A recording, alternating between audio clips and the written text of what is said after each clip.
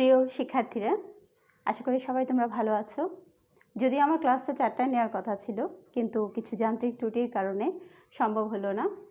ইচ্ছে ছিল পাওয়ার পয়েন্টে তোমাদের কিছু জিনিস দেখাবো, কিন্তু সেই সমস্যার কারণে সেটাও সম্ভব হচ্ছে না। সেজন্য আমরা সরাসরি আজকে লাইভে বোর্ড এবং সেই আগের, ঠিক আছে, পেন অ্যান্ড ডাস্টার এই প্রসেসে আমরা আজকে ক্লাস নেব। শিক্ষার্থীরা, আমরা বলেছিলাম যে আজকে আমরা কার্ডিওভাস্কুলার সিস্টেম নিয়ে কথা বলবো। কার্ডিওভাস্কুলার সিস্টেম আগে কি সেটা আগে জানতে হবে। ফিজিওলজি সবসময় আমি বলি, ফিজিওলজি মুখস্থ করার জিনিস না, ফিজিওলজি হচ্ছে জানার জিনিস। এটা হচ্ছে একটা উপন্যাস, একটা গল্প। সেই গল্পের জায়গাগুলো ধরতে হয়, তাহলে ফিজিওলজির প্রতি ভালোবাসা তৈরি হবে। ফিজিওলজি বুঝলে কখনো মুখস্থ করার প্রয়োজন হবে না। আমরা আজকে থেকে শুরু করব কার্ডিওভাস্কুলার সিস্টেম। কার্ডিওভাস্কুলার সিস্টেমটা আসলে কি আমরা বলে জানি, আমাদের বডিকে বিভিন্ন ধরনের পড়ার সুবিধার জন্য আমাদের এবং কাজের সুবিধার জন্য আসলে যেটা বিভিন্ন ধরনের সিস্টেমে ভাগ করা হয়েছে, তার মধ্যে একটা সিস্টেম হচ্ছে কার্ডিওভাস্কুলার সিস্টেম। কার্ডিওভাস্কুলার সিস্টেম কি? কার্ডিওভাস্কুলার সিস্টেম হচ্ছে হার্ট এবং আমাদের যে ব্লাড ভেসেলস, এই সব কিছু মিলানো যে অংশ আমাদের শরীরের, সেটাই হচ্ছে কার্ডিওভাস্কুলার সিস্টেম। খেতে কখনো সেচ দিতে দেখেছো নিশ্চয়ই তোমরা। ক্ষেতের মধ্যে যে পানি দেওয়া হয়, একটা পাম্প, সেখান থেকে পাম্পের মাধ্যমে অনেকগুলো পানি ছড়িয়ে দেওয়া হয়, তারপর ছোটো ছোটো কেটে দেওয়া যে নালা, সে নালার মধ্যে দিয়ে পানি চলে যায় তার জায়গা মতো। একই রকমভাবে আমাদের শরীরে যে রক্তকণিকা তৈরি করা হয়েছে, যে প্রবাহ তৈরি করা হয়েছে, প্লাজমা এবং ব্লাড সেলস, এগুলো যে আছে, এগুলোকে পৌঁছাতে হবে সেল পর্যন্ত। এই পৌঁছানোর জন্য কি লাগবে? পৌঁছানোর জন্য একটা মাধ্যম লাগবে, সে মাধ্যমটা হচ্ছে ব্লাড। এবং এই যে মাধ্যমটা ব্লাড, সেটা যাবে, সেই যাওয়ার জন্য যা পৌঁছানো পর্যন্ত যে রাস্তা লাগবে, পথ লাগবে, সেই পথটা হচ্ছে ব্লাড ভেসেলস। কথা হচ্ছে এই ব্লাড ভেসেলসগুলো তো আমাদের সেই মাথা থেকে শুরু করে পা পর্যন্ত, আঙ্গুলের একেবারে ক্ষুদ্রাতি ক্ষুদ্র অংশ পর্যন্ত হচ্ছে কোষ বিস্তৃত। এবং আমাদের এই যে রক্ত, সেই রক্ত কিন্তু সেই কোষ পর্যন্ত যেতে হবে। তাহলে সে যাবে কি করে? যেতে হলে আমার শরীরের পুরো যে ব্লাড, সেটাকে পাম্প করতে হবে জোরে, যাতে সে ভেসেলের মধ্য দিয়ে একটা পাওয়ার নিয়ে যেতে পারে। সেই পাম্পিং অ্যাকশনটাই হচ্ছে আমাদের হার্ট। সেই পাম্পিংটাই হচ্ছে আমাদের হার্ট। অর্থাৎ হার্ট যে পাম্প করবে ব্লাডকে এবং ব্লাড ভেসেলস যে নিয়ে যাবে ব্লাডকে, এই সব মিলেই হচ্ছে আমাদের কার্ডিওভাস্কুলার সিস্টেম। আজকে আমরা কথা বলবো প্রপার্টিজ অফ কার্ডিওভাস্কুলার সিস্টেম এবং আমাদের the action potentials in cardiovascular system নিয়ে। প্রপার্টিজ অফ কার্ডিওভাস্কুলার সিস্টেম আসলে কি, এটা জানতে হলে প্রথমেই জানতে হবে যে আমাদের হার্ট মাসেলগুলো আসলে কেমন। আমরা জানি, তোমরা হয়তো অ্যানাটমিতে ইতিমধ্যে পড়েছো যে আমাদের স্কেলিটাল মাসেল, স্মুথ মাসেল এবং হার্ট মাসেল, এই 3 ধরনের মাসেলের প্রত্যেকটারই আলাদা আলাদা চরিত্র আছে। সেই হিসাবে আমাদের যে হার্ট মাসেল আছে, এই হার্ট মাসেলগুলো হচ্ছে ইন্টারক্যালেটেড ডিস্ক নামক ডিস্কের মাধ্যমে একটার সাথে একটা এরকম কানেক্টেড অবস্থায় থাকে। এবং এই কানেক্টেড অবস্থার সুবিধা কেন? ওই যে বলেছিলাম, হার্টকে পাম্প করতে হবে, ব্লাডকে একসাথে পাম্প করতে হবে। কারণ কি? ক্ষুদ্র ক্ষুদ্র অংশে ভাগ হয়ে করলে হবে না। পুরো হার্টটাকে, ভেন্ট্রিকলসগুলো এবং অ্যাট্রিয়ামগুলো, আমরা জানি হার্টকে চেম্বারে ভাগ করি আমরা, 2টা অ্যাট্রিয়াম, 2টা ভেন্ট্রিকল। 2টা অ্যাট্রিয়াম মিলে একটা পার্ট করে, 2টা ভেন্ট্রিকল মিলে একটা পার্ট করে। 2টা অ্যাট্রিয়াম একসাথে কন্ট্রাক্ট করবে, 2টা ভেন্ট্রিকল একসাথে কন্ট্রাক্ট করবে। এই যে ভেন্ট্রিকল এবং অ্যাট্রিয়াম কন্ট্রাক্ট করবে, এই কন্ট্রাক্ট করার জন্য, এই যে কন্ট্রাক্ট করতে হলে একটা পাওয়ার নিতে হবে, একটা পূর্ণ শক্তি নিয়ে তাকে কন্ট্রাক্ট করতে হলে সবগুলো মাসেল যে ভেন্ট্রিকলসগুলো তৈরি করলো, তাদেরকে একটা ইউনিট হিসেবে কাজ করতে হবে। সেই ইউনিট হিসেবে যাতে কাজ করতে পারে, যেটাকে আমরা পড়বো প্রপার্টিজে ফাংশনাল সিনসাইটিয়াম বলা হয়, সেই যে ইউনিট হিসেবে ভেসেলটা কাজ করবে, না হলে পুরো সবগুলো সেই মাসেল ফাইবারগুলো একটা ইউনিট হিসেবে কাজ না করলে একসাথে তারা কন্ট্যাক্ট করতে পারবে না। এই যে তাদের প্রপার্টিজ, এই যে তার যে সেটাকে আমরা বলি ফাংশনাল সিনসাইটিয়াম। আমরা প্রপার্টিজের লাইনের মধ্যে সেটা পড়বো। তাহলে একটা কার্ডিয়াক মাসেল আরেকটা কার্ডিয়াক মাসেলের সাথে এইভাবে ইন্টারকালেটেড ডিস্ক দিয়ে সাধন থাকে। এবং সবচেয়ে মজার ব্যাপার কি জানো? এই যে মাসেলগুলো, এগুলোর মধ্যে প্রচুর গ্যাপ জাংশন থাকে। গ্যাপ জাংশনের সুবিধা কি তোমরা জানো? একটা সেলের সাথে আরেকটা সেল বিভিন্ন ধরনের junction, tight junction, gap junction, এরকম জাংশন দিয়ে যুক্ত থাকে। টাইট জাংশন হলে সেখান দিয়ে জিনিসপত্র যাওয়া আসা খুব কষ্টকর, কিন্তু যদি গ্যাপ জাংশন হয়, অর্থাৎ যদি আলগা আলগা ভাব থাকে, তাহলে কি হবে? এক প্রান্তে যে সোডিয়াম, সে মুহূর্তের মধ্যে চলে যেতে পারবে অন্য প্রান্তে। এক প্রান্তে থেকে একটা আয়ন ঢুকলে মুহূর্তে চলে যেতে পারে অন্য প্রান্তে। ফলে কি হবে? ফলে সবখানে সমানভাবে আয়নের ডিফিউশন হবে। আর আয়নের ডিফিউশন হলেই আমরা জানি সেখানে পটেনশিয়ালিটি চেঞ্জ হয়, সেখানে অ্যাকশন পটেনশিয়াল, ডিপোলারাইজেশন এই ঘটনাগুলো ঘটবে। এই ঘটনা, কারণ ডিপোলারাইজেশন যতক্ষণ না হবে আমার মাসল কিন্তু কন্ট্রাকশনে আসবে না। সেই যে ঘটানো ডিপোলারাইজেশন ঘটানো জন্য হচ্ছে সোডিয়ামকে এন্ট্রি করা বা আয়নকে এন্ট্রি করানোর জন্য যে প্রপার্টি, সেই কারণে কিন্তু হার্ট মাসল এরকমভাবে তৈরি হয়েছে। তাহলে ফিজিওলজিতে আমরা বলেছিলাম যে 4টা জিনিস জানতে হয়, 4টা জিনিস। একটা হচ্ছে হোয়াট, একটা হচ্ছে হোয়ার, এটা হচ্ছে হোয়েন অ্যান্ড হাউ। হোয়াট কি, হোয়ার কোথায় হচ্ছে, হোয়েন কখন হচ্ছে, অ্যান্ড হাউ কীভাবে হচ্ছে। এই 4টা কোয়েশ্চেনের আনসার জানলেই ফিজিওলজি জানা যায়। তাহলে হোয়াট কি, কার্ডিয়াক মাসল, ঠিক আছে। হোয়েন সব সময় জন্ম থেকে নিরবধি সে তার কাজ করে যাচ্ছে, পাম্প করে যাচ্ছে সে ব্লাডকে, কন্ট্রাকশন করে যাচ্ছে ব্লাডকে। এই যে নিরবধি তার কাজ, এটা আজীবন, যতক্ষণ পর্যন্ত হার্টে কোনো সমস্যা না হয় তার আগ পর্যন্ত কিন্তু সে করে যায়। অর্থাৎ আমরা যতক্ষণ পর্যন্ত জীবিত থাকতে পারি, জীবিত থাকি, ততক্ষণ পর্যন্ত হচ্ছে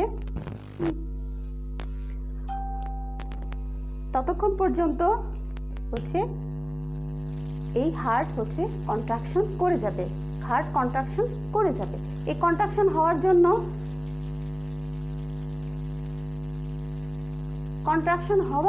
করানোর জন্য হচ্ছে এই মাসলগুলোকে একটা প্রপার্টিজ লাগে, যেটাকে আমরা বলতেছি function of syncytium. So what are the properties of cardiac মাসল? কার্ডিয়াক মাসলের প্রপার্টিজ কি? ফার্স্ট হচ্ছে, প্রথম প্রপার্টিজ কি? প্রথম প্রপার্টি হচ্ছে autorhythmicity, automaticity and rhythmicity. These together forms the autorhythmicity. অর্থাৎ অটোমেটিসিটি একটা প্রপার্টিজ, রিদমিসিটি একটা প্রপার্টিজ। অটোমেটিসিটিটা কি? অটোমেটিসিটিটা হচ্ছে হার্ট মাসল এমন এক ধরনের মাসল, এখানে এমন কিছু জিনিস আছে যে অটোমেটিক্যালি তার ইম্পালস তৈরি করতে পারে। আমাদের যে নার্ভাস সিস্টেম আছে বা আমাদের যে অন্যান্য হরমোনাল সিস্টেম, যেটা আমাদের রেগুলেটরি মেকানিজম, এইটা এই হার্টের কাজকে বাড়াতে পারবে অথবা কমাতে পারবে, কিন্তু কখনোই এখানে ইম্পালস তৈরি করতে পারবে না। অর্থাৎ এখানে যে ইম্পালস তৈরির ক্ষমতা শুধুমাত্র হার্টের সেই মাসলেরই আছে। এই জন্য এটাকে বলা হয় অটোমেটিসিটি। অর্থাৎ heart muscle can generate impulse automatically itself without the help of other. এটাকে বলা হয় অটোমেটিসিটি। আর এই যে ইম্পালসটা তৈরি করছে, এই ইম্পালসটা তৈরি হচ্ছে একটা রিদমিক ম্যানারে, অর্থাৎ একটা নির্দিষ্ট হচ্ছে রেটে। এই জন্য এটাকে বলা হয় রিদমিসিটি, অর্থাৎ একটা রিদম মেনে চলতেছে। তাহলে অটোমেটিক্যালি ইম্পালস একটা রিদম মেনে তৈরি হচ্ছে, সেই প্রপার্টিসটাকে আমরা বলতেছি অটোরিদমিসিটি। কে ইম্পালস তৈরি করছে? আমরা জানি আমাদের যে হার্ট তার যে রাইট অ্যাট্রিয়াম মধ্যে ছোট্ট একটা নোডিউল থাকে, যেখানে সুপিরিয়র ভেনা কাভা এবং ইনফেরিয়র ভেনা কাভা ব্লাড হচ্ছে রাইট অ্যাট্রিয়ামে যেখানে ড্র করতেছে, যেখানে ব্লাড আসতেছে, সেখানে ছোট্ট একটা নডিউল আছে, তার নাম হচ্ছে এসএ নোড। এই এসএ নোডকে আমরা বলি পেসমেকার। পেসমেকার কাকে বলে, কেন বলি তাকে আমি পেসমেকার কেন বলা হয় পেসমেকার? কারণ পেস মানে কি, কোনো একটা প্রতিযোগিতায় যখন দৌড় শুরু হবে, একটা ট্রিগারের বন্দুকে যখন ট্রিগার হয়, সেই মুহূর্তে রান শুরু হয়, দৌড়টা শুরু হয়। তাহলে যে ফার্স্ট শুরু করলো, এটাকে বলা হয় পেসার। অর্থাৎ তুমি সেই দৌড়টা শুরু করলে, অর্থাৎ শুরু যে করলো তাকেই বলা হয় পেসার। সেখান থেকে যেহেতু ইম্পালস ফার্স্ট আমাদের শরীরে তৈরি করে হচ্ছে এসএ নোড নামক যে নোডটা, সেই জন্য একে বলা হয় pace maker of the heart. তাহলে কেন, প্রশ্ন হচ্ছে তাহলে এসএ নোড কেন ইম্পালস তৈরি করছে? তাহলে ভাবো তো, সেই যে মাতৃগর্ভে প্রথম আমরা যখন জন্ম নিচ্ছি, আমাদের কিছুই তৈরি হয়নি, সেই সময় তৈরি হলো, হার্ট তৈরি হচ্ছে, এবং সেখানে তৈরি হলো এসএ নোড নামক একটা জিনিস। প্রথম হার্টটা বিট করলো, প্রথম এসএ নোড একটা ইম্পালস তৈরি করলো। আমাদের তো তখনও স্মৃতি না, মেমোরি, কোনো কিছুই নাই। যদি থাকতো তাহলে আমরা শিহরিত হতাম কিভাবে এসএ নোড প্রথম ইম্পালসটা তৈরি করে ফেললো, এবং বাকি জীবন একই গতিতে সেই ইম্পালস তৈরি করে যাচ্ছে। আর যাচ্ছে বলে আমরা বেঁচে আছি, যাচ্ছে বলে আমরা আমাদের সব কাজ করছি। তাহলে কেন বলছি এসএ নোডকে the pacemaker of the heart? পরীক্ষায় সাধারণত তোমরা ছাত্রছাত্রীরা যেটা বলো যে SA node can generate impulse. হ্যাঁ, জেনারেট ইম্পালস করে, সেলফ জেনারেট ইম্পালস জেনারেট করে বলেই আমরা এটাকে পেসমেকার বলি, কিন্তু আসল কারণ তো সেটা না, এক্সপ্লেনেশন তো সেটা না। কেন হচ্ছে? হার্ট মাসেলে আরও টিস্যু আছে, আমরা দেখবো AV node, Purkinje fibre, bundle His, সবাই তারা হচ্ছে ইম্পালস হচ্ছে নিজের মতো তৈরি করতে পারে, ওই রেটে না, আরও কম রেটে। তাহলে কেন এসএ নোডকে পেসমেকার বলছে? কেন এসএ নোড সবার আগে ইম্পালস জেনারেট করতে পারছে? কেন সে হার্টটাকে কন্ট্রোল করতে পারছে? কারণ এসএ নোডের হচ্ছে রেস্টিং মেমব্রেন পটেনশিয়াল, যেটা আমরা পড়েছিলাম, রেস্টিং মেমব্রেন পটেনশিয়াল হচ্ছে only -55 to 60 millivolt, only -55 to 60 millivolt. তাহলে ভাবো তো, আমরা জানি নর্মালি একটা ভেন্ট্রিকুলার মাসেলের রেস্টিং মেমব্রেন পটেনশিয়াল থাকে কত? -85 to 90 মিলিভোল্ট। একটা নার্ভ ফাইবারের কত থাকে? -90 মিলিভোল্ট। সেই তুলনায় এসএ নোডের হচ্ছে রেস্টিং মেমব্রেন পটেনশিয়াল হচ্ছে only -55 to 60 millivolt. -55 to 60 millivolt, কত কম রেস্টিং মেমব্রেন পটেনশিয়াল।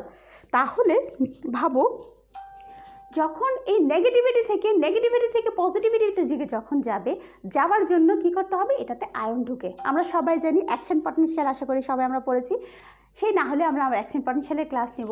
আমরা জানি কোনোখানে অ্যাকশন পটেনশিয়াল হতে হলে কি হবে? সেখানে আয়ন ঢুকবে। আয়ন ঢোকার ফলে তাহলে এখানে যদি আমরা আঁকি যে সেই এসএ নোডের, মনে করি এখানে হচ্ছে -60, এখানে 55, 50 ইম্পালস যাবে। এখন যে মুহূর্তে কার্ডিয়াক এই এসএ নোডের আরেকটা ভালো গুণ আছে, সে হচ্ছে leaky to the sodium channel, অর্থাৎ এক্সট্রাসেলুলার ফ্লুইডে আমরা জানি প্রচুর পরিমাণ সোডিয়াম থাকে। সেই সোডিয়ামের হচ্ছে চ্যানেলে কিছু লিকি চ্যানেল আছে এসএ নোডের মধ্যে। এই এসএ নোডের ভিতরে কিছু সোডিয়ামের লিকিনেস আছে। তাহলে যখনই যেখান দিয়ে লিক করবে সেখান থেকে অবশ্যই জিনিস ঢুকবে। এই লিকিনেসের কারণে সোডিয়ামে কি হয়, এসএ নোডে কি হয়, এই -54 থেকে সেটার মধ্যে সোডিয়াম ঢোকা শুরু করে। সোডিয়াম ঢোকা শুরু করবে মানে হচ্ছে এটা পজিটিভিটির দিকে যাচ্ছে। যেই মুহূর্তে সে 40-তে যাবে, যেই মুহূর্তে 40 মিলিভোল্টে যাবে, এই জায়গাটায় অর্থাৎ এখানে সোডিয়াম লিকিং হচ্ছে, সোডিয়াম লিকিনেস হয়ে এক্সট্রাসেলুলার ফ্লুইড থেকে এসএ নোডের ভিতরে সোডিয়াম ঢুকতেছে, এটা পজিটিভিটি ঢুকছে। যেই মুহূর্তে -40 মিলিভোল্টে গেল, -40 মিলিভোল্টে গেলে সেই মুহূর্তে এসএ নোডের ভিতরে আছে ক্যালসিয়াম চ্যানেল, সেই ক্যালসিয়াম চ্যানেলগুলো খুলে যায়। এই ক্যালসিয়ামগুলো খুলে যাওয়ার কারণে পজিটিভ ক্যালসিয়াম চ্যানেল, ক্যালসিয়াম তখন হচ্ছে এসএ নোডের ভিতরে ঢোকা শুরু হয়। তাহলে প্রথম অংশে কি হচ্ছে? দুটো জিনিস, মাত্র -55 to 60 মিলিভোল্ট তার রেস্টিং মেমব্রেন পটেনশিয়াল এবং leaky to the sodium channel, এই দুইটা প্রপার্টিস কিন্তু তাকে পেসমেকার হতে সাহায্য করতেছে। তাহলে -55 to 60 থেকে যখন হচ্ছে leaky to the sodium channel হবে, এসি নোডের ভিতর এক্সট্রাসেলুলার ফ্লুইডে যেহেতু এক্সেস সোডিয়াম আছে, সেই সোডিয়ামগুলো হচ্ছে এসি নোডের ভিতরে ঢুকতে থাকে এবং ঢুকতে ঢুকতে যখন -40 মিলিভোল্টে আসে, তখন আমার আসল হচ্ছে অ্যাকশন পটেনশিয়াল শুরু হয়। এটাকে বলা হয় থ্রেশহোল্ড লেভেল। এবং এই যে -55 থেকে 40 যে জায়গাটা, এই অংশটা, এখানের যে পটেনশিয়াল, এটাকে বলা হয় পেস মেকার পটেনশিয়াল অথবা প্রি পটেনশিয়াল, অর্থাৎ অ্যাকশন পটেনশিয়ালে যাওয়ার আগের স্টেজ থ্রেশহোল্ড পৌঁছালো, এখন সে এক্সট্রিমলি অ্যাকশন পটেনশিয়ালের দিকে চলে যাবে। এই অংশটাকে বলা হয় পেস মেকার পটেনশিয়াল অথবা প্রি পটেনশিয়াল। এই 40 মিলিমিটার মার্কারি ভোল্টে যখন যাবে তখন ক্যালসিয়াম চ্যানেলগুলো খুলে যায়, ক্যালসিয়াম সেলের ভিতরে ঢোকা শুরু করে যায়, এসএ নোডের ভিতরে ক্যালসিয়ামগুলো ঢোকা শুরু করে যাবে। এসএ নোডের ভিতরে যখন ক্যালসিয়ামগুলো ঢোকা শুরু হয়ে যায়, তখনই হচ্ছে আমার ডিপোলারাইজেশন শুরু হয়ে যায়। ডিপোলারাইজেশন শুরু হয়ে যায়, আমার আঁকার হাত খুবই বাজে। সো ডিপোলারাইজেশন শুরু হবে এবং জিরোতে যখন পৌঁছাবে, in the meantime calcium চ্যানেলগুলো বন্ধ হয়ে যাবে। ক্যালসিয়াম চ্যানেলগুলো বন্ধ হয়ে যাবে, তার মানে এইখানে ডিপোলারাইজেশন শেষ হয়ে যাবে। তখন হয়েছে আমাদের যে পটাশিয়াম চ্যানেলগুলো আছে, সেই পটাশিয়াম চ্যানেলগুলো খুলে যাবে। আর পজিটিভ, যেহেতু পটাশিয়াম চার্জ, পজিটিভিটি সেলের ভিতর থেকে পটাশিয়াম বের হয়ে যাচ্ছে, এই বের হয়ে যাওয়ার কারণে কি হবে? সেলের ভিতরে নেগেটিভিটি তৈরি হবে, অর্থাৎ এখানে রিপোলারাইজেশন হবে। তাহলে 40 থেকে 0 এসে আমার পটাশিয়াম চ্যানেল খুলে যাচ্ছে, পটাশিয়াম সেল থেকে বের হয়ে যাচ্ছে এবং আমার রিপোলারাইজেশন শুরু হয়ে যাচ্ছে। রিপোলারাইজেশন হতে হতে আবার যখন -55 এসে পৌঁছাবে, -55 এসে যখন পৌঁছাবে তখন আবার লিকি সোডিয়াম চ্যানেলের কারণে সোডিয়ামগুলো আবার হচ্ছে এসএন নোডের ভিতরে ঢুকবে, আবার প্রি পটেনশিয়াল হবে, আবার ক্যালসিয়াম চ্যানেল খুলবে, আবার অ্যাকশন পটেনশিয়াল হবে।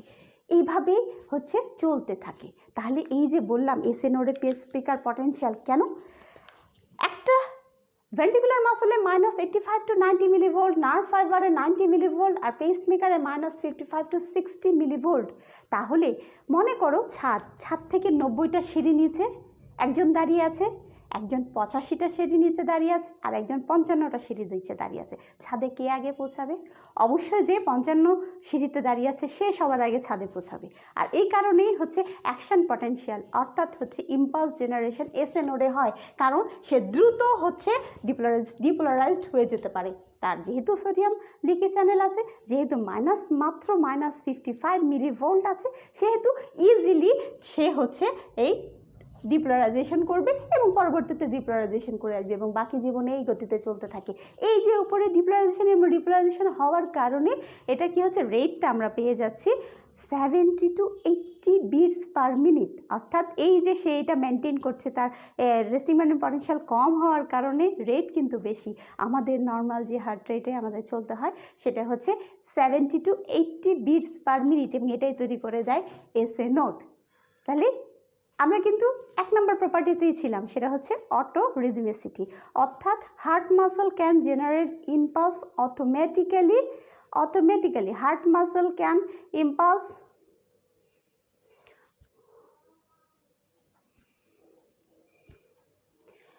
heart muscle can generate impulse without the help of other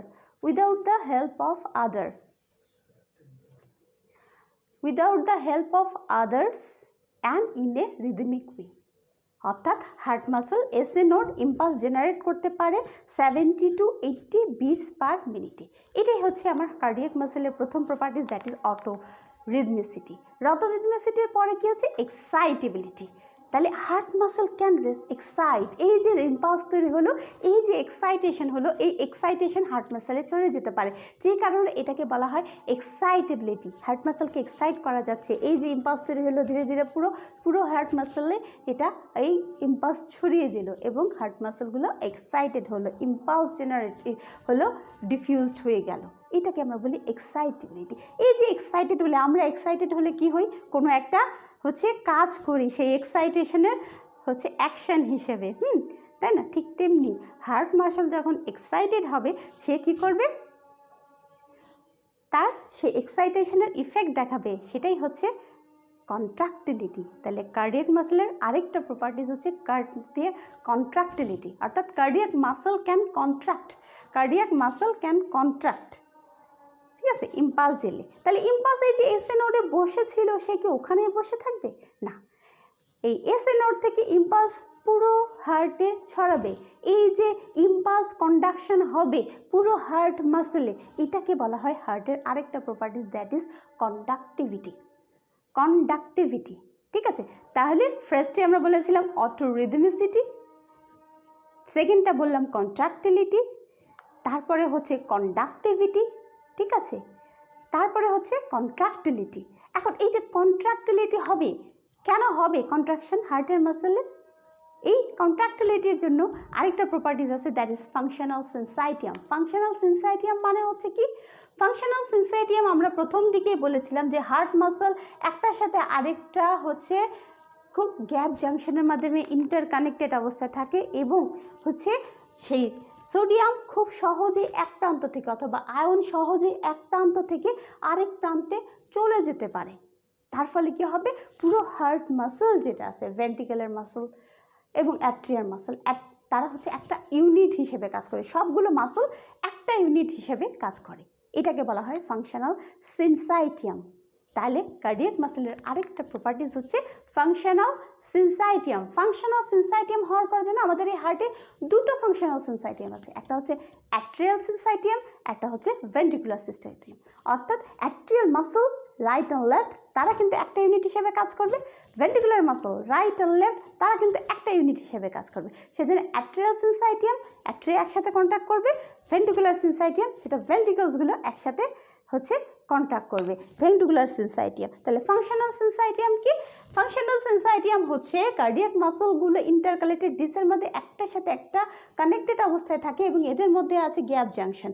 এই গ্যাপ জাংশনের ফলে সোডিয়াম বা আয়ন খুব দ্রুত এক প্রান্ত থেকে মুহূর্তের মধ্যে অন্য প্রান্তে চলে যেতে পারে, অর্থাৎ ডিপোলারাইজেশন খুব সহজেই হচ্ছে পুরো কার্ডিয়াক মাসলে ছড়িয়ে যেতে পারে এবং পুরো মাসলগুলো, সবগুলো মাসল, ভেন্ট্রিকুলার মাসল অথবা অ্যাট্রিয়াল মাসল, সবগুলো মাসল একটা ইউনিট হিসেবে তখন কাজ করে। এই একটা ইউনিট হিসেবে কাজ করার জন্য অর্থাৎ ফাংশনালি তারা একটা ফাইবার হিসেবে কাজ করছে।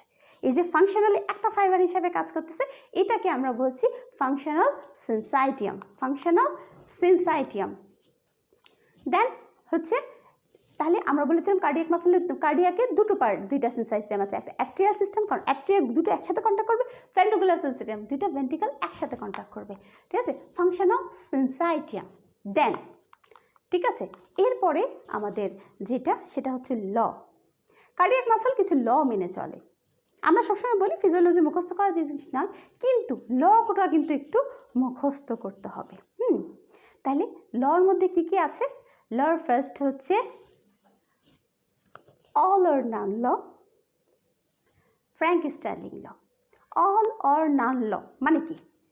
হয় হবে, না হলে হবে না। অর্থাৎ আমি কারোর সাথে চাইলে, হার্ট মাসল চাইলে কারোর সাথে কথা বলবে, আর নাহলে হয় ভালোভাবে কথা বলবে, নাহলে কথা বলবে না, ভালোভাবে রেসপন্স করবে, নাহলে রেসপন্স করবে না। এটাই হচ্ছে অল অর নান ল। তাহলে লটা কি? If an adequate stimulus is given, the heart muscle will response to its maximum. যদি অ্যাডিকুয়েট স্টিমুলাস দেওয়া হয়, হার্ট মাসল ম্যাক্সিমাম রেসপন্স করবে। If the stimulation is not adequate, heart muscle will not response at all. অর্থাৎ তুমি যদি আমাকে পূর্ণ সম্মান দাও, তাহলে আমি তোমার প্রতি হচ্ছে রেসপন্স করব। তুমি যদি আমাকে পূর্ণ সম্মান না দাও, তাহলে আমি তোমার দিকে ফিরেও তাকাবো না। হার্ট মাসল হচ্ছে তাই। অর্থাৎ তুমি যদি স্টিমুলেশন অ্যাডিকুয়েট দাও, অ্যাডিকুয়েট স্টিমুলেশন যদি দেওয়া হয়, তাহলে heart muscle total complete contract করবে, অর্থাৎ রেসপন্স করবে। যদি অ্যাডিকুয়েট স্টিমুলেশন না দাও, তাহলে কিন্তু হার্ট মাসল কোনো ধরনের তার হচ্ছে রেসপন্স দেখাবে না। এটাকে বলা হয় all or none law. Importance কি? All or none law importance হচ্ছে কার্ডিয়াক যাতে কন্ট্রাকশনটা ভালো হয়, অর্থাৎ হার্ট মাসল যেন একটা ইফেক্টিভ পাম্প হিসেবে কাজ করতে পারে। কারণ সবার কথায় যদি তুমি মানে রেসপন্স করো, তোমাকে কেউ ডাকছে, তুমি তার একজনের সাথে কথা বলছো, এই সময় আরেকজন ডাকলো, তুমি তার দিকে দেখালা, আবার আরেকজন ডাকলো, তুমি তার দিকে তাকালা, আলটিমেটলি কিন্তু তোমার কোনো কাজটাই ঠিকমতো হবে না। এই জন্য যতক্ষণ প্রথম কাজটা যে ডাকছে তোমাকে, তার প্রতি রেসপন্স দিয়ে কার কথাগুলো না শুনতে পাচ্ছ, সেকেন্ডে যতই ডাকুক, যত কিছুই বলুক, তোমাকে কিন্তু আগে ওই কাজটা শেষ করতে হবে। হার্ট মাসলে হচ্ছে তাই, সে যে কাজটা করবে, অ্যাডিকুয়েট স্টিমুলেশন যখন পাবে, পূর্ণ সময় সে ওইটার দিকে মনোযোগ থাকবে, সে ওটাতে রেসপন্স করবে, আর কোনো ইস্যুতে সে রেসপন্স করবে না। এটা হচ্ছে তাহলে if adequate stimulation is given, heart muscle responds to its maximum. If the stimulation is not adequate, heart muscle will not respond at all. সে একেবারেই রেসপন্স করবে না। That is all or none law. এরপরে যেটা খুব মজাদার, আমাদের cardiac function বা বডির অনেক কিছু অনেক বড় একটা অংশ জুড়ে, সেটা হচ্ছে ফ্র্যাঙ্ক স্টার্লিং ল। ফ্র্যাঙ্ক স্টার্লিং ল সাহেব হচ্ছে এটা করেছিলেন, সেজন্য তার নাম অনুসারে এটাকে বলা হচ্ছে ফ্র্যাঙ্ক স্টার্লিং ল। কি বলে? আমার হাতে একটা রাবার ব্যান্ড দেখতে পাচ্ছ, আমি এটা নিয়েই আসছিলাম আজকে বোঝানোর জন্য। ছোটবেলার অনেক কিছু হয়তো মনে পড়ে যাবে ফ্র্যাঙ্ক স্টার্লিং ল পড়াতে গেলে। ফ্র্যাঙ্ক স্টার্লিং ল কি? Within physiological limit, the length of cardiac muscle fiber is proportional to the force of contraction. অর্থাৎ যদি ফিজিওলজিক্যাল লিমিটের মধ্যে কোনো একটা কার্ডিয়াক মাসল লেন্থ, যে লেন্থটা হবে, সেই লেন্থটা যা হবে, সে প্রপোর্শন হারে সে কন্ট্রাক্ট করবে। এটা বোঝাতে গেলে এই রাবার ব্যান্ডটার একটু সাহায্য নেবে। আমি একটু বল দেখাচ্ছি। ছোটবেলা থেকে আমরা রাবার ব্যান্ড ইউজ করি সবাই, এরকম করে দেখো, টানি ছেড়ে দিই, যে গতিতে ছাড়লাম, সেই গতিতে কিন্তু সে আবার তার জায়গায় ফেরত আসবে। অর্থাৎ আমি যত জোরে টানবো, ফোর্স দেখো তত বেশি হবে, যত জোরে টানবো ফোর্স কত হবে, কতক্ষণ? যতক্ষণ এটার ইলাস্টিসিটি নষ্ট না হচ্ছে। হার্ট মাসলেও কিন্তু তাই। হার্ট মাসলকে ফিজিওলজিক্যাল লিমিটের মধ্যে যত টান টান করব, যত টান টান হবে, সে তত জোরে কন্ট্রাক্ট করবে। দ্যাট ইজ ফ্র্যাঙ্ক স্টার্লিং ল। এবং কার্ডিয়াক মাসল, কার্ডিয়াক হচ্ছে ফাংশনের বেস হচ্ছে সেই ফ্র্যাঙ্ক স্টার্লিং ল। কেন?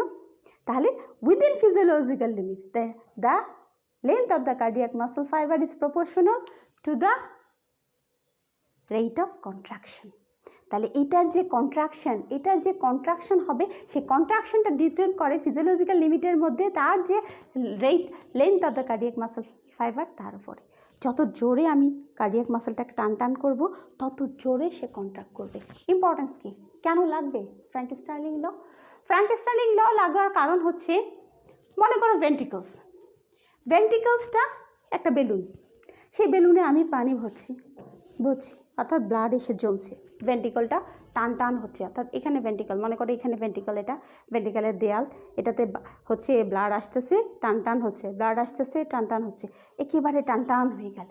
যেই মুহূর্তে টান টান হলো, অর্থাৎ হচ্ছে আমরা পড়বো ডায়াস্টল শেষ হলো, অর্থাৎ এখানে ব্লাড আসলো, এবং যত ব্লাড আসলো তত হচ্ছে কার্ডিয়াক মাসলের লেন্থ কিন্তু বেড়ে গেল। লেন্থ বাড়ার সাথে সাথে ছেড়ে দিলে হচ্ছে, আমি একদিক দিয়ে ছাড়ছি কিন্তু ছাড়বে আসলে দুদিক দিয়ে, তখনই হচ্ছে কার্ডিয়াক মাসলটা, এই যে তার ভিতরে একটা স্থিতিশক্তি তৈরি হয়ে গেল, এই যে টান টান হওয়ার ফলে কার্ডিয়াক মাসল ফাইবারগুলো জোরে এসে চাপ দেবে ব্লাডের উপর। তাহলে কি হবে? ব্লাডটা জোরে একটা ভালো পাম্প হিসাবে কাজ করে, এবং ভেন্ট্রিকুলাস মিডর যে ব্লাডটা আছে সেই ব্লাডটা হচ্ছে বাইরে চলে যেতে পারবে। তার ফলে কি হবে? আমি যদি ফোর্সলি করতে পারি ফিজিওলজিক্যাল লিমিটে, তাহলে আমার হচ্ছে যে ব্লাডটা বাইরে যাবে, খুব বেশি ব্লাড ভিতরে থাকবে না। অর্থাৎ আমার নিয়ম অনুযায়ী এন্ড সিস্টোলিক ভলিউম আমরা পড়বো কার্ডিওডাইনামিক্সে, এন্ড সিস্টোলিক ভলিউম অর্থাৎ সিস্টোলের শেষে যে ব্লাড যেটা থাকার কথা সেরকমই থাকবে, বেশি থাকবে না। তাহলে ইম্পর্টেন্স কি? Importance of the Frank Starling law, it prevents the dumping of the blood. এটা ব্লাডের ডাম্পিং প্রিভেন্ট করে। ডাম্পিং মানে কি? কোনো একটা জায়গায় আমরা জানো যে যা কিছু ফেলে দিই, ডাম্প করি, সেটাকে বলা হয় ডাম্পিং। এই ডাম্পিংটা প্রিভেন্ট করে। কিভাবে ডাম্পিং প্রিভেন্ট করতেছে ফ্র্যাঙ্ক স্টার্লিং ল? যখন আমরা হচ্ছে এই ইফেক্টিভ কন্ট্রাকশন হচ্ছে, ব্লাড কিন্তু যতটা দরকার সে পাম্প হয়ে বাইরে চলে যাচ্ছে। এখন মনে করো কারো হার্ট ফেইলার আছে, হার্ট ঠিক মতো কাজ করতে পারছে না, ভেন্ট্রিকলের মধ্যে প্রথমে একটু পাম্প করলো, আস্তে করে পাম্প করলে কিছু ব্লাড গেল, কিছু ব্লাড রয়ে গেল। এটা হলে কি হবে চিন্তা করো, ভেন্ট্রিকলসের মধ্যে ধীরে ধীরে প্রতিবার পাম্পের পর একটু একটু একটু করে ব্লাড রয়ে যাবে। এক সময় কিন্তু পুরো ভেন্ট্রিকলটা ব্লাডে ভরে যাবে। তাহলে তার ব্যাকওয়ার্ড প্রেশার দিবে, ব্যাকওয়ার্ড প্রেশার হয়ে যাবে, অ্যাট্রিয়াতে হচ্ছে ব্লাড ভরে যাবে, অ্যাট্রিয়া ব্যাকওয়ার্ড প্রেশার দিবে, তখন হচ্ছে সুপ্রাভেনিকাতে হচ্ছে প্রেশার পড়ে যাবে। অর্থাৎ এই যে বডির যে ফাংশন সেটা কিন্তু হ্যাম্পার হবে। হার্টের পাম্পিং কিন্তু হতে পারবে না, কারণ হার্ট যখন ভেন্ট্রিকল ভরে যাবে সেখানে ব্লাডই আসতে পারবে না, নতুন ব্লাড আসবে না, সে পাম্পও করতে পারবে না।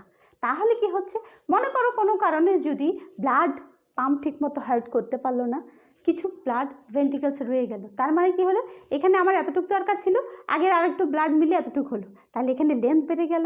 আর লেন্থ যখন বাড়লো তখনই কিন্তু তার হচ্ছে কি করলো, স্থিতিশক্তি বেড়ে গেল, অর্থাৎ পাওয়ার বেড়ে গেল। আর পাওয়ার বেড়ে যাওয়ার মানে হচ্ছে কি, ফ্র্যাঙ্ক স্টার্লিং ল অ্যাপ্লাই হলো, এবং পরের বার যখন সে কন্ট্রাকশন করবে তখন আরও ফোর্সে কন্ট্রাকশন করবে, ফলে যে ব্লাডটা তার ভিতর জমেছিল এটা সহজে হচ্ছে পাম্প করে বের করে দিতে পারে। সো এটার জন্য এটাকে বলা হয়, এটা একটা device, life saving device in heart failure.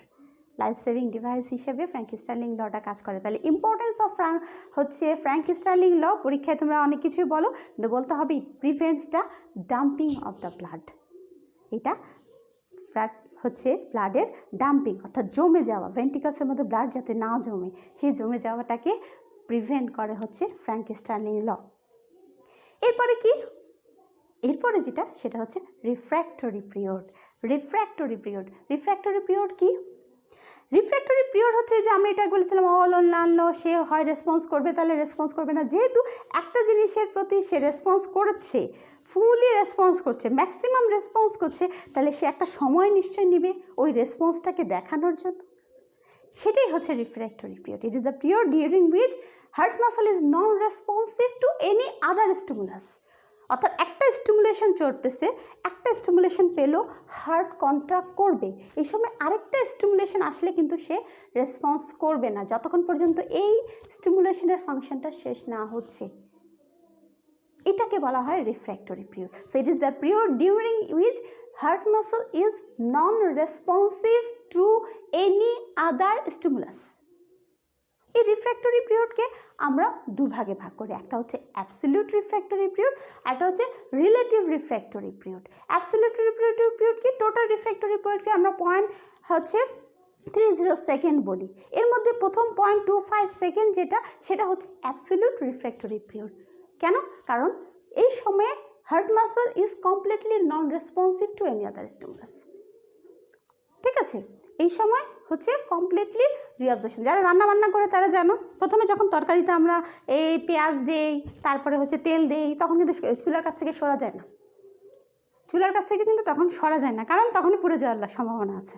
তখন এটার সাথে দাঁড়িয়ে থাকতে হয়, দাঁড়িয়ে থেকে পুরো কাজটা শেষে মশলা টশলা দেওয়ার পরে এরপরে কিন্তু আমরা এবার হচ্ছে তরকারি দিলাম, পানি দিলাম, দিয়ে এবার হাঁড়িটাকে আমি কিছুক্ষণের জন্য ওখান থেকে সরতে পারি। তো অ্যাবসলিউট রিফ্র্যাক্টরি পিরিয়ড হচ্ছে তাই, ওই পিরিয়ডে তুমি ওখান থেকে নড়তে পারবে না, এই পিরিয়ডে তুমি অন্য কোনো দিকে মনোযোগ দিতে পারবে না। তাহলে ওই পিরিয়ডে হার্ট মাসল কোনো দিকে মনোযোগ দিবে না, সে তার যে কাজ সেই কাজটা করে যাবে ওই সময় ধরে, অন্য কোনো কিছুতে সে কাম দিবে না বা রেসপন্স করবে না। That is absolute refractory period. Relative refractory period কি, ওই যে বললাম পানি টানি দিয়ে তারপরে আমরা রান্নাঘর থেকে একটু যেতে পারবো, ঠিক তেমনি রিলেটিভ রিফ্র্যাক্টরি পিরিয়ড হচ্ছে যেই সময় হার্ট মাসল খুব স্ট্রং স্টিমুলাসে রেসপন্স করতে পারে, সেটা হচ্ছে অনলি 0.05 সেকেন্ড। এটাকে বলা হয় রিলেটিভ রিফ্র্যাক্টরি পিরিয়ড।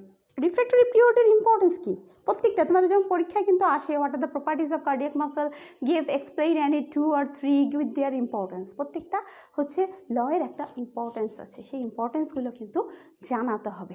তাহলে আমরা যেটা বলছিলাম রিফ্র্যাক্টরি পিরিয়ডের ইম্পর্টেন্স কি, রিফ্র্যাক্টরি পিরিয়ডের ইম্পর্টেন্স হচ্ছে এটা সময় নিচ্ছে। কি সময় নিচ্ছে? প্রথমত যে কাজটা হার্ট করছে সেটা ভালোভাবে করছে, কিন্তু তার নিজের জন্য, হার্টের নিজের জন্য এই রিফ্র্যাক্টরি পিরিয়ডটা দরকার। কারণ এই সময়ে হার্টের যে নিউট্রিশন, হার্টের যে আয়নিক ব্যালেন্স, সেই জিনিসগুলো হচ্ছে ইকুইলিব্রিয়াম হয়, অর্থাৎ এই সময় হার্ট তার নিউট্রিশন এবং আদার নিউট্রিশন যে আয়ন্স এবং আদার সাবস্টেন্সগুলো হচ্ছে পায়। ফলে কি হয়, কারণ সে কি জন্ম থেকে জ্বলছি, সে নিরবধি কাজ করে যাচ্ছে হার্ট, তো তাকে তার কাজ দেখতে হবে না, তাকে আমাদের তো সময় লাগে একটা কাজ করার পর ফ্রেশ হয়ে নিজেকে একটু ফ্রেশ করে নিতে হয়, ঠিক তেমনি হার্ট মাসেলকেও একটু ফ্রেশ হয়ে নিতে হবে, নতুন নিউট্রিশন পেতে হবে, নতুন আয়ন পেতে হবে। শুধু আয়ন সে ইউজ করে গেল, ক্যালসিয়াম ইউজ করে যাচ্ছে, সোডিয়াম ইউজ করে যাচ্ছে, একসময় এগুলো তো শেষ হয়ে যাবে, তাহলে এগুলো তাকে পেতে হবে, এই আয়নগুলো ক্যালসিয়ামগুলো, এটা ডিস্ট্রিবিউশনটা ঠিক করতে হবে যে আমার সব মজুদ ঠিক আছে, খালি করছি, ব্যবহার করছি, আবার সে মজুদগুলো, আবার সে সোডিয়াম, আবার ক্যালসিয়াম, এগুলোর যে মজুদ আছে, যে নিউট্রিশন এগুলোর যে মজুদ আছে, সেগুলো কি সব এই পিরিয়ডে হার্ট মাসল তার নিউট্রিশন এবং আদার যে হচ্ছে রিকোয়ার্ড আছে সেই জিনিসগুলো পায়। ফলে কি হয়, ফলে হার্ট মাসল টিটেনাইজড হয় না। যদি ক্যালসিয়াম শেষ হয়ে যেত, তার যে আয়নারি শেষ হয়ে যেত, হার্ট মাসল টিটেনাইজড হয়ে যেত, হার্ট মাসল আর কাজ করতে পারতো না, ফ্যাটিগ হয়ে যেত, হার্ট মাসল কাজ করতে পারতো না। সো সেই জন্য রিফ্র্যাক্টরি পিরিয়ডের জন্য একটা আসে পরীক্ষায় তোমাদের আসে, সেটা হচ্ছে why heart muscle can not be tetanized or fatigue. Heart মাসলকে কেন টিটেনাইজ বা ফ্যাটিগ করা যায় না? তার কারণ হচ্ছে হার্ট মাসলে আছে রিফ্র্যাক্টরি পিরিয়ড, এই পিরিয়ডে heart muscle gets its nutrition and other ionic distribution, that's why heart muscle can not be tetanize. অর্থাৎ আমরা চাইলেও হার্টকে যতই সে জন্ম থেকে নিরবধি কাজ করে যাক, তাকে টিটেনাইজড বা ফ্যাটিগ করা যায় না, কারণ সময় মতো সে তার নিউট্রিশন এবং আদার সাবস্টেন্স যা কিছু আছে সব কিছু কিন্তু সে নিজের মতো করে নিয়ে নিতে পারে। সেটাকেই বলা হচ্ছে refractory period. So importance হচ্ছে it heart muscle, it gets its nutrition and ions during these periods and thus prevent the fatigue and titanization. তার heart muscle যেন টিটেনাইজ না হয়। So heart muscle cannot be titanized or fatigue. So last of all the function, the properties is the tonicity of the heart. আমরা জানি হার্টের একটা tone maintain করে সবসময়, এই যে কন্ট্রাক্টিলিটি হচ্ছে হার্টের মাসলের এই টোনিসিটি আছে বলে, এই টোনিসিটিটাই হচ্ছে কার্ডিয়াক মাসল প্রপার্টিস। সো আমরা কি প্রপার্টিসের কথা বললাম? প্রপার্টিস ফার্স্ট বলেছিলাম অটোরিদমিসিটি দুটো অংশের মধ্যে জুড়ে হয়, একটা হচ্ছে অটোম্যাটিসিটি, একটা হচ্ছে রিদমিসিটি। অটোম্যাটিসিটি কি, heart muscle can generate its own impulse, সেটা হচ্ছে অটোমেটিসিটি, and this impulse generation is in a rhythmic way, that is rhythmicity. So auto rhythmicity. Second properties যেটা ছিল সেটা হচ্ছে এক্সাইটেবিলিটি। এই যে ইম্পালস জেনারেশন হয় তাতে হার্ট মাসলগুলো এক্সাইটেড হয়, এই এক্সাইটেড যে প্রপার্টি সেটাকে আমরা বলি এক্সাইটেবিলিটি। এক্সাইটেশন হলো এই যে ইম্পালস তৈরি হলো, এই impulse passes through the conductive system of the heart. আমাদের হার্টে কিছু কন্ডাক্টিভ সিস্টেম আছে, সিস্টেমগুলো দিয়ে হচ্ছে হার্ট হচ্ছে ইম্পালসগুলো জেনারেটেড হয়ে যায়, সেটাকে আমরা বলতেছি কন্ডাক্টিভিটি। আর এই যে ইম্পালস কন্ডাক্ট হয়ে হার্টের বিভিন্ন পার্টে গেলেও গিয়ে তো চুপ করে বসে থাকলে হবে না, তাকে কি করতে হবে, এই যে এক্সাইটেশন কন্ডাক্ট করে নিয়ে গেল, এই যে ইম্পালস কন্ডাক্ট করে নিয়ে গেল, তার রেসপন্স তাকে দেখাতে হবে। এই রেসপন্সটা সে দেখাচ্ছে কন্ট্রাক্টিলিটির মতো, অর্থাৎ হার্ট মাসল কন্ট্রাক্টস করে। এই কন্ট্রাক্টের পাওয়ার জন্য এটাকে যে প্রপার্টি সেটাকে বলা হয় কন্ট্রাক্টিলিটি। কিন্তু কন্ট্রাক্টিলিটি কেন করছে? হার্ট মাসল অ্যাট্রিয়াগুলো একসাথে কন্ট্রাক্ট করতেছে, ভেন্ট্রিকলগুলো একসাথে কন্ট্রাক্ট করতেছে। কেন অ্যাট্রিয়া একসাথে কন্ট্রাক্ট করতেছে, কেন ভেন্ট্রিকল একসাথে করতেছে, আলাদা আলাদা ফাইবারগুলো কেন কন্ট্রাক্ট করতেছে না? কারণ হচ্ছে there is the properties of functional syncytium, অর্থাৎ হার্ট মাসল একটা যে ভেন্ট্রিকুলার মাসলগুলো, অ্যাট্রিয়াল মাসলগুলো একটা সিঙ্গেল ফাংশনাল ইউনিট হিসেবে কাজ করে। যেহেতু ফাইবারগুলোর ইন্টারক্যালেটিক ডিস্ক দিয়ে একটার সাথে একটা কানেক্টেড থাকে এবং এর মধ্যে প্রচুর পরিমাণে গ্যাপ জাংশন আছে, অর্থাৎ কোনো বাধা নেই, আয়ন সহজেই এক প্রান্ত থেকে আরেক প্রান্তে স্মুথলি চলে যেতে পারে মুহূর্তের মধ্যে। ফলে এখানে যে আয়নের থাকে লাস্ট মাথায় একই থেকে যায়, একই থাকে, একইভাবে ডিস্ট্রিবিউটেড হয়ে যায়, সমান ইকুইলিব্রিয়াম হয়ে যায়। আর ইকুইলিব্রিয়াম হওয়ার কারণে একসাথে তারা ডিপোলারাইজড হতে পারে, আর ডিপোলারাইজেশন হতে পারে, একসাথে তারা কন্ট্রাক্ট করতে পারে। এটাকেই আমরা বলতেছিলাম ফাংশনাল সিনসাইটিয়াম। দেন আমরা কি বললাম, সেটা হচ্ছে অলনান্ডো।